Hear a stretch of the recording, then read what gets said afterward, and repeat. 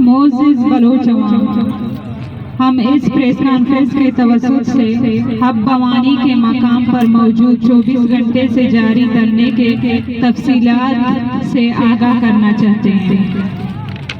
کل دھرنے میں 4 لواحقین موجود تھے، لیکن موجودہ وقت میں 6 فیملی دھرنا گاہ میں موجود ہے۔ ان لواحقین میں چاکر بگٹی بلوچ، جن کو 15 نومبر 2024 کو ہب ٹو یوٹا کمپنی کے سامنے سے جبری گمشدگی کا شکار بنایا گیا، جو تاحال لاپتہ ہے۔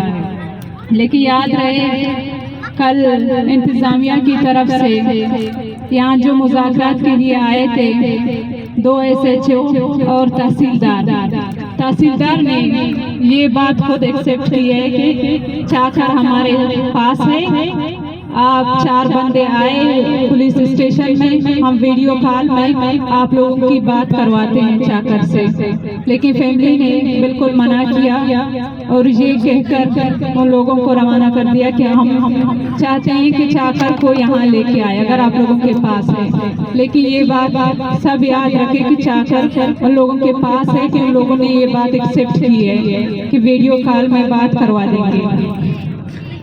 نوروز اسلام بلوچ کو 11 نومبر 2024 کو ہب میں ان کے گھر سے جبری گمشدگی کا نشانہ بنایا گیا، جو تاحال ان کی تیسری مرتبہ جبری گمشدگی ہے۔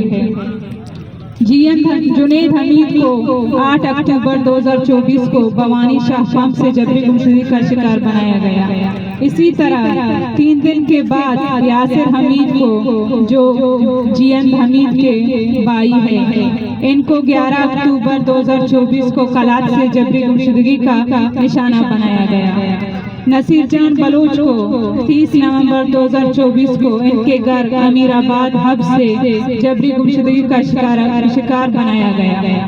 اسی طرح ندیم بلوچ کو 4 مارچ 2021 کو امیر آباد ہب سے جبری گمشدگی کا شکار بنایا گیا۔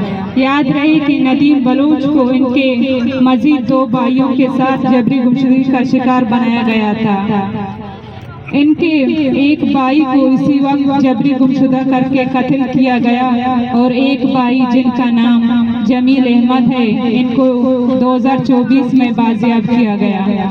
اسی طرح راشد حسین کی فیملی اس وقت دھرنا گاہ میں موجود ہے، جن کو 24 دسمبر 2018 کو متحدہ عرب امارات سے جبری گمشدگی کا نشانہ بنایا، ان کو پاکستان کے حوالے کیا گیا۔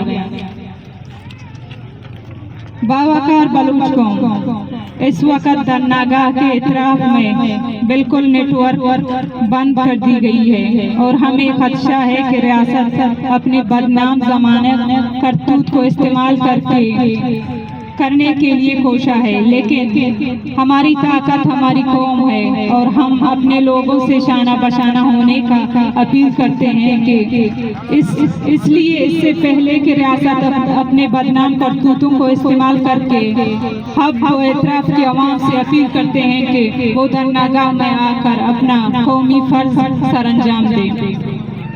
معزز صحافی حضرات، ہم اس پریس کانفرنس کے توسط سے اس بات کو یقینی بنانا چاہتے ہیں کہ اس وقت دھرنے کو 24 گھنٹے مکمل ہو چکے ہیں، لیکن اب تک کوئی مفید عمل سامنے نہیں آ سکا۔